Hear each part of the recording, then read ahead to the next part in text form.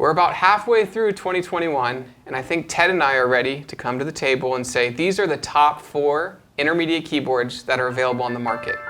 Stick around.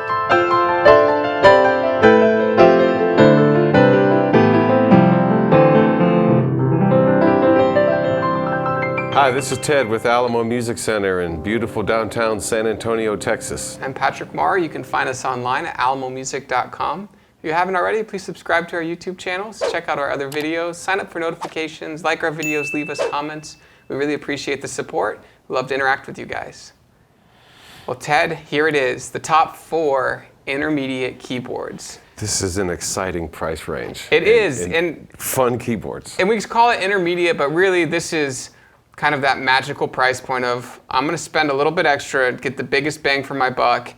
What are all the manufacturers competing at this price point? And so the 4 keyboards that we're going to highlight today all fall within a $100 price range. It just kind of makes you wonder if they study their competition. I know. But it's like I was telling you before. I think that what they do is they just put their offering out there, and suddenly they find out that, hey, these guys are doing this, and we don't. Well, we got Bluetooth. We don't have Bluetooth. So I think they just do their best. They do, and this I think is really kind of where the heavy lifting is done between. So all the pianos that we're going over today, all the keyboards we're going over today are between $650, $649, and I believe the most expensive one is going to be $749. And so just a lot to unpack in this price category. Once you buy accessories and things like that, you're probably looking with taxes, and you're probably looking, this is about $1,000. So what is the best thing I can get from the top manufacturers for, around $800 to $1,000, depending on the accessories that I choose? It depends on what you like. I think that really is the way to describe it. It depends on what you like. Yeah. Now, what I always do, for those folks that like to compare out there, I have what I call a phrase you don't hear too much anymore, the acid test. So what I like to do when I go to something that's intermediate or professional type keyboard is immediately go to their top-rated couple of acoustic piano sounds, then the top-rated electric piano sounds, and then I like to see what some of the organs and the strings sound like. And so that to me is like the 4-punch test, because I know I'm aging myself, but back in the 70s, you had to have an acoustic piano, an electric piano, and some kind of string or organ to go with it. All-around keyboard players had those 4 sounds at a minimum, plus some other kind of solo like synthesizer of some sort. So you get all those sounds on one rig now, and so it's easy to go out. But I like comparing the acoustic piano sounds from one unit to another, and then of course their Fender Rhodes and their Whirly sounds. Yeah, and I think that's something to keep in mind if this is a feature set where you need to have a broad range of sounds, a little bit more versatility. That's something that probably you need to kind of experiment with listening to them. And so today we're going to be listening to all 4 of these, and we're also going to be talking about the action, the feel, and just like real quickly the feature set. But number 1 on our list, I think, is the one right behind us today, the P125 from Yamaha.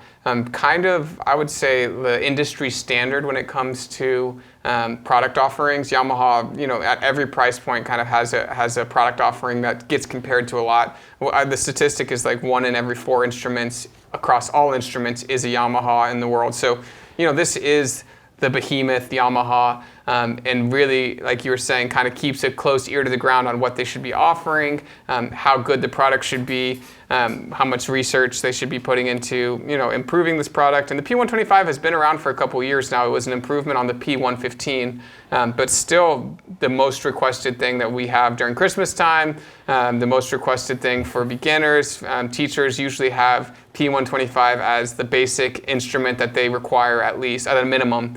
And so you're looking at $649 for a P125. So that's the price there. The GHS action on there, so that's their graded hammer action. A great feeling instrument. That used to be on their Clavinovas. It's come all the way down and trickled now down to the P125. Of course, they've improved on the higher end stuff. They get a better action and things like that.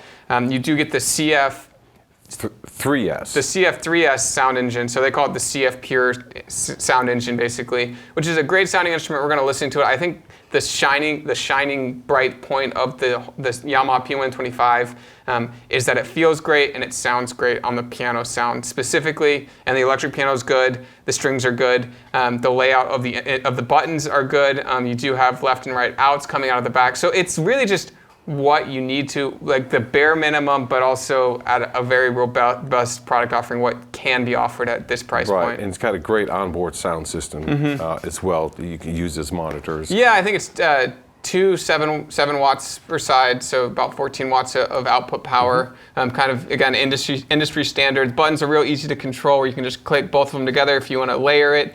Real basic recording technology on it, but just a great sounding, feeling instrument. The Yamaha P125, really. I think it's the workhorse of a lot of what I call roaming musicians, and these are a lot of times school choir directors or chorus directors, or church players that work with their vocal groups, and from one church to another. It's a great instrument for an accompanist to go around. I mean, one time I did the school accompaniment with all the solo instruments, and you have to have that portability to go to where the students are at and just to practice and rehearse. Yeah, just lightweight. 24 voices on it. Just kind of, very, this is what we offer. This is my one knack against it is the pedal. The click pedal? It's a square pedal where it's on off. The other pianos we'll be looking at in this category are going to have a little bit of an upgraded pedal from just the square pedal, for lack of a better term. I think the square pedal on this unit particularly is there to entice you to look into purchasing the accessories that go with this keyboard, which part would be the stand, and then you can also get the three pedal attachment. So yeah, so the P125 makes it the number one on our list. Just a very safe choice, but also one of the best sellers. It will continue to be until they improve it to the 135. But yeah, the P125 from Yamaha is our number one pick.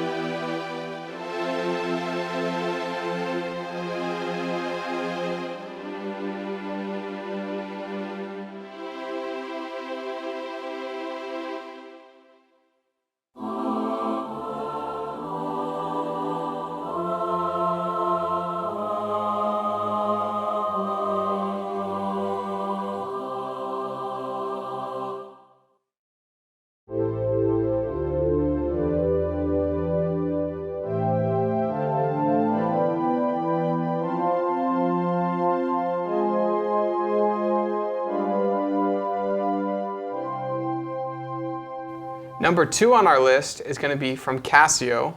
It's going to be the Privia line, the PXS1000. Really a sleek looking keyboard. What's really kind of unique about it is it's got the touch sensors that go dark on it. So really kind of like a modern looking interpretation of a digital piano, where we're all used to seeing a whole bunch of buttons that you can click on. This one actually fades in and out if it's being used or not. So if the unit is off, it's just going to be a nice black, shiny control panel. Really kind of a sleek, slim. It's the slimmest of all the ones that we're looking at today, but in the same price range as the P125, it's $649, 18 voices on it, a little bit more wattage. It's got 8 watts per side instead of the 7 watts per side. But really just kind of a great offering from Casio. I really like the action on this piano. It's different than other standard portable digital piano actions. They call it the smart piano action, which is kind of cool. So it's a graded hammer, but it's smart is what they call it. I think part of it is those black keys on there. They have textured black keys, so it kind of feels like they're made out of wood too. That part I kind of liked a little bit. It's different. Yeah, no, and Casio over the years has gotten significantly better, especially in this kind of in the digital piano line for sure. And then the product offerings that are sub $1,000, they really have improved to say, hey, this is kind of our bread and butter. But with the Privia line, which has won a whole bunch of awards, and kind of the sound of that, the texture of the keys, you just get a lot for the money. And then they have the CDP series as well that we've highlighted in other videos. But the Privia line, there's different versions of it, but you can get all the way up into like the furniture casing and all that. But we wanted to highlight the Privia, the PXS1000. We think it's a great product offering. It's under 25 pounds, really kind of a slim profile. And then the feel is just, it's a cool feel, a great sound, a little bit more wattage than what you normally see in this price range. 18 tones. There is a bigger version of it that's a little bit more. We're not doing that one because it's a little bit more expensive than any of the ones in this category. But really kind of wanted to listen to it, that stereo grand piano sound that they have versus the Yamaha versus some of the other ones that we're not going to name yet, but some of the other ones that are in this video. Just because we really think Casio hit a big home run here, and we want to applaud that because it's a good product at a great price point and definitely worth a look if you are in this $650 to $749 price point. It's definitely something that you should look at. So let's take a listen to that too as well.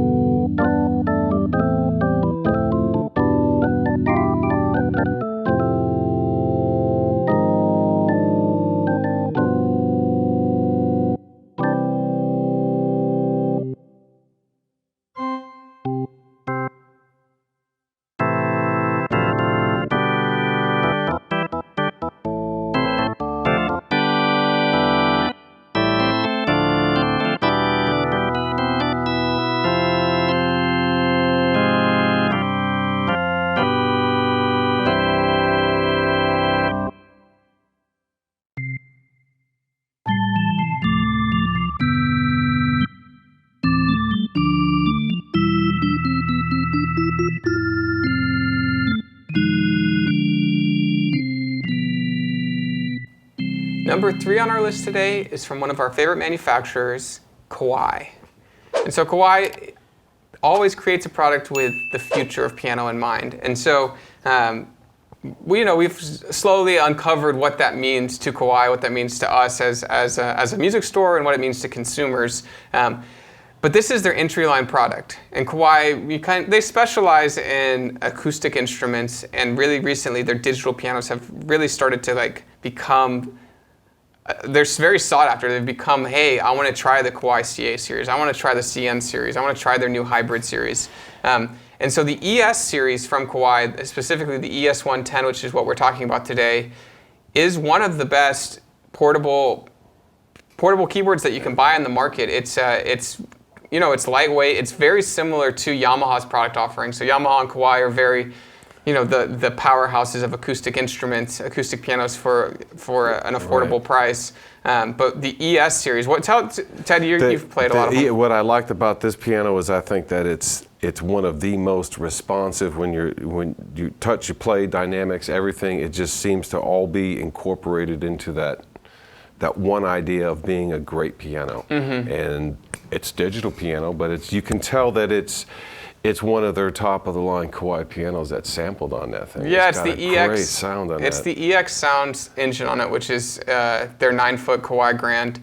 A great instrument. As you progress through the line, you get the SKEX on some of the higher end ESs. But the ES110 has the responsive hammer compact action, which really kind of just has a lot going on for being as simple as a $699. It almost seems like it plays too good for the category. It's very responsive, and I'm glad they use that as their word. It's a responsive hammer compact, but it's almost like as you're playing the notes, it's coming right back to you, so you can continue to play. Very similar to the Yamaha as far as feature set.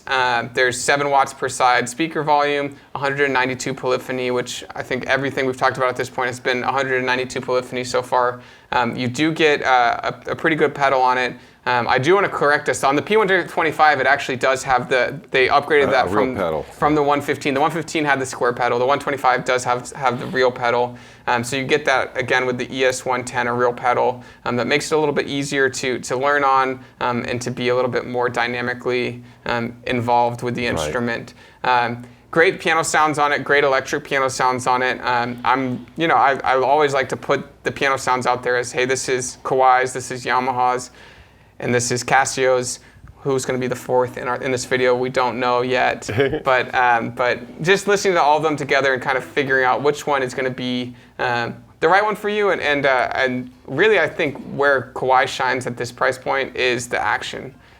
So if you're someone who is used to an acoustic instrument and something that's a little bit more responsive, I would say Kawai kind of hits a home run here at the $699 price point, the Kawai ES110.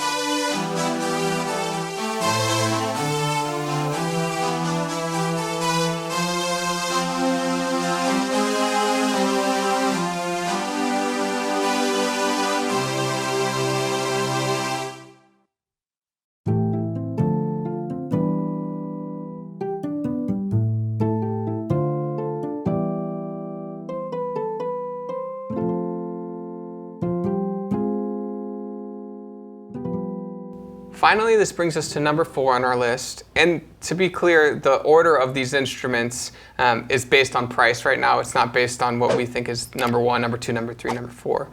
It's based on what's the most expensive and what's the least expensive. So the P125 and the Casio Privia were going to be $649.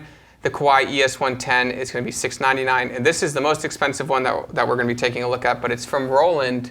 It's brand new. We're just now seeing them coming in shipping, but the FP30X, it's a continuation of the FP30, which was its predecessor, with some really big feature sets that kind of bulk it up to be, hey, is this going to make Yamaha and Kawai come back and say, hey, we can do that too at this price point? And so those things are 256 note polyphony. So this is the only keyboard in this product review video that we're doing of the 4 keyboards. This is the only one with the full 256 note polyphony. And that's a big upgrade from what the FP30 had before. I think it had half of that before. And so now they're like, okay, we have 256 note polyphony. It's got a great feel. The action is the RHA 40 or 4, and so that's all the way up to like the $2,000 price point for Roland. So they were like, okay, we're gonna make a better action in this.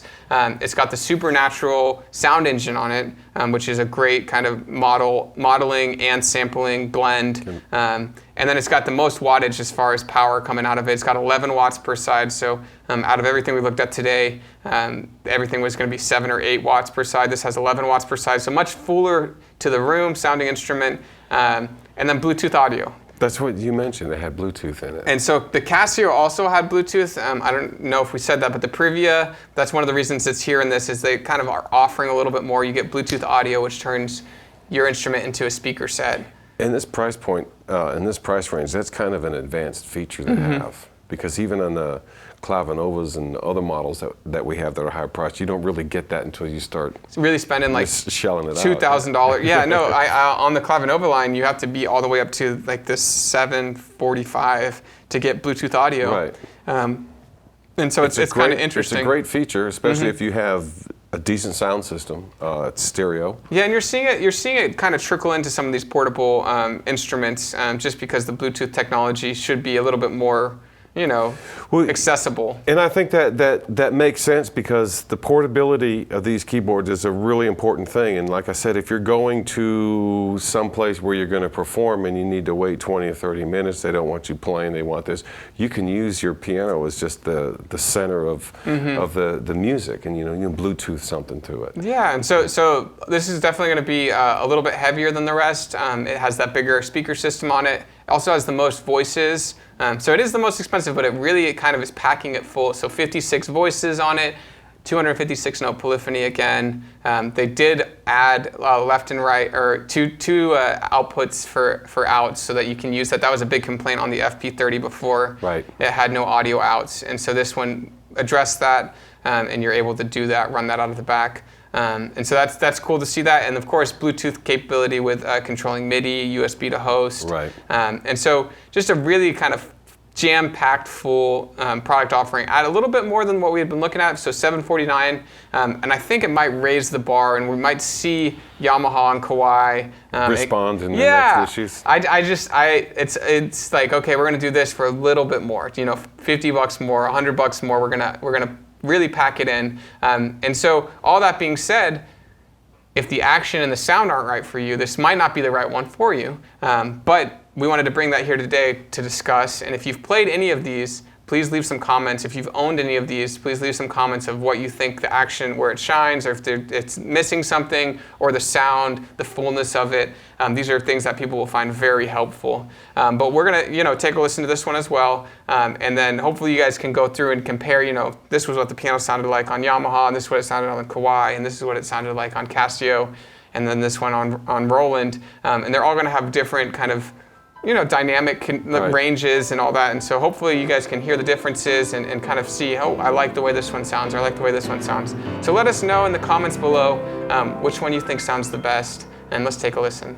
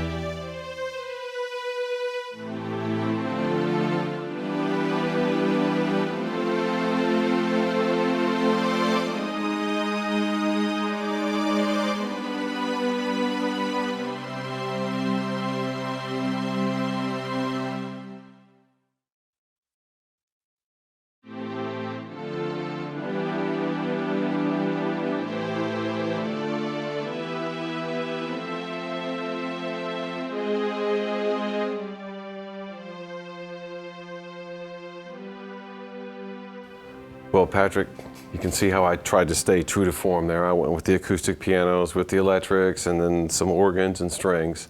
On the last issue there, the Roland, I had a couple other sounds to go into because, well, they're there. Yeah.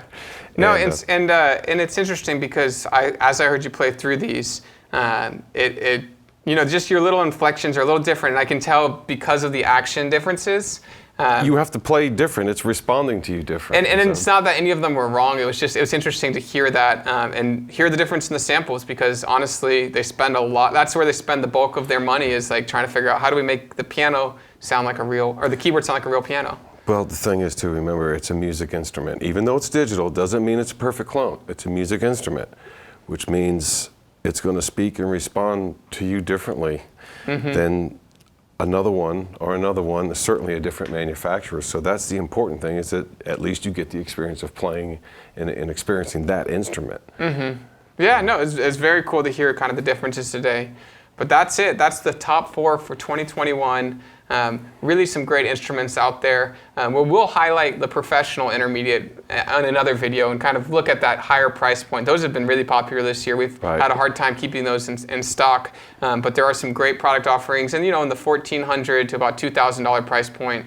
But we want to kind of stay true to intermediate, to the word intermediate, whatever that means, but $649 to $749 from the top manufacturers, really. Really strong product offerings. If you've owned any of these, if you've played them, if you've made the decision, hey, this one's better than that one, please leave that insight below. A lot of people will find that valuable and will help them find the right instrument, hopefully. But thank you guys again for watching. This is Ted. I'm Patrick with Alamo Music, and you can find us online at alamomusic.com. Thank you for watching.